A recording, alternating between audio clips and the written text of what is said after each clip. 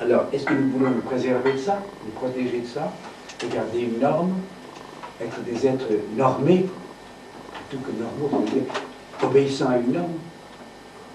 Ou bien, est-ce que, pour certains, nous sommes des explorateurs, des gens qui risquent de sortir comme les physiciens qui disaient, mais c'est pas absolument impossible. Bah, pourtant,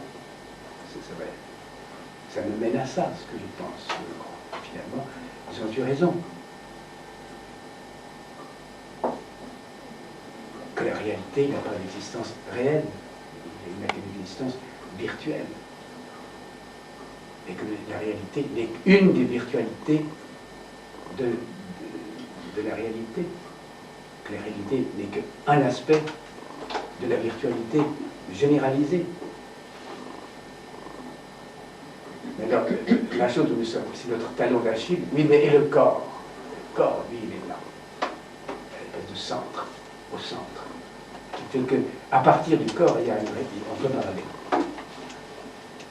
Alors, il va nous gêner tout le temps, ce corps? Non, puisqu'on va essayer de modifier le corps. La première modification va être une modification du corps, et pas des pensées, pas des sentiments. Modification du corps physique, une perception physique, qui est, je crois, la première, je vous disais, il y a le corps, il y a perception par le corps, perception par la pensée, perception par le transcendant. Je crois que le transcendant, c'est à partir du corps qu'on peut le percevoir, que le corps est avant le transcendant. C'est le corps qui est Dieu. Et Dieu va naître, la transcendance va naître du corps. Dans le christianisme, on vous dira, mais c'est le corps ressuscité qui est la pierre de touche, qui est la base de tout. C'est le corps ressuscité. Ah non, Marguerite dira davantage, c'est l'état résurrectionnel, c'est l'état du ressuscité. Non, mais n'oubliez pas que c'est le ressuscité, c'est son corps même.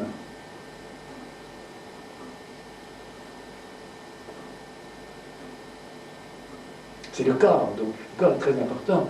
Et le peu que je sais de l'acupuncture, c'est la rate qui est au centre.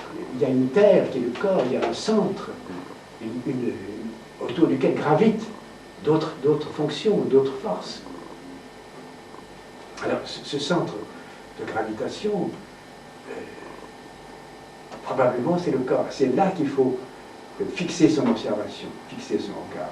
Plus que sur les imaginations, les imaginalia, comme disaient les anciens, les choses imaginées.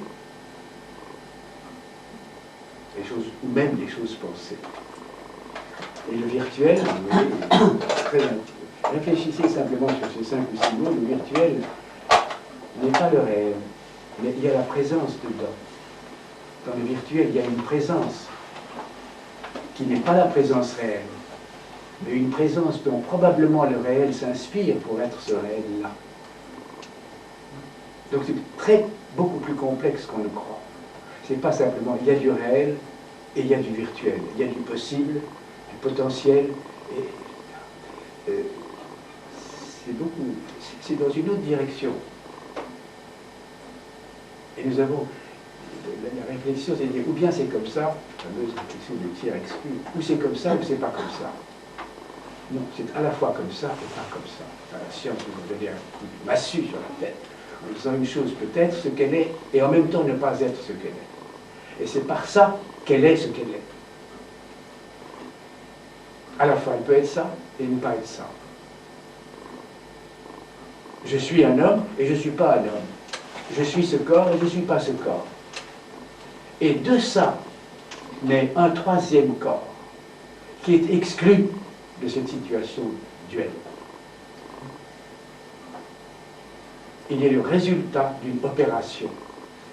Entre corps et corps, il y a une opération qui se passe. Le résultat de cette opération, c'est un corps. Ce corps est-il corporel ou incorporel? Je dis que le corps réel est une manifestation de ce corps incorporel. Le corps incorporel, on pourra l'appeler l'esprit. Mais l'esprit, avec la virtualité, la possibilité qu'il y ait corps, l'esprit est déjà du corps, en attente de corps. C'est pour ça que je vous disais qu'il n'y a que corps. Et ça veut dire il n'y a que l'esprit. On dira, écoutez, c'est ou l'esprit ou le corps. Ah non,